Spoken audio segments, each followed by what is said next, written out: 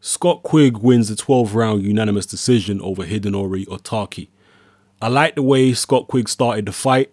He was picking some beautiful body shots in there, and he was fighting toe-to-toe with Otake, but he was getting enough space because Otake was coming forward at him.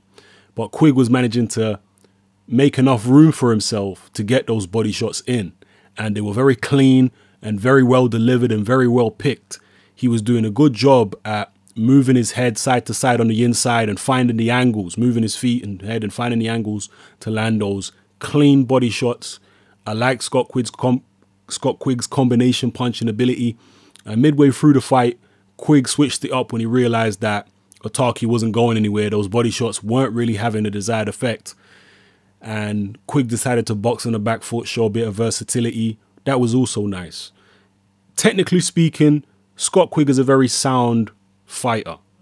He makes very few mistakes. He's pretty good defensively. Like I said, he showed very good versatility. He can box on the back foot. He can come forward. He can fight on the inside. He can throw in combinations. Didn't see that much counter punching from him though. I would have liked to have seen him maybe a bit sharper on the counter. But other than that, it was a very solid display by Scott Quigg. The opponent, Otake, was very tough, very game, but very limited. And to be honest with you, this was little more than a sparring session for Scott Quigg. The opponent, Otake, is unknown for a reason because he's really not that good. And someone left a comment in my Facebook boxing group, Hatman Boxing. Join if you're on Facebook. If you ain't already joined, join my Facebook boxing group. I think over 2,500 members now. So someone left a comment and they said they don't want to see Scott Quigg in the ring again unless it's against Leo Santa Cruz, Guillermo RigondeauX, Carl Frampton, or Kid Galahad. And I pretty much agree with that because he's having a lot of these routine defenses against not exactly the strongest competition.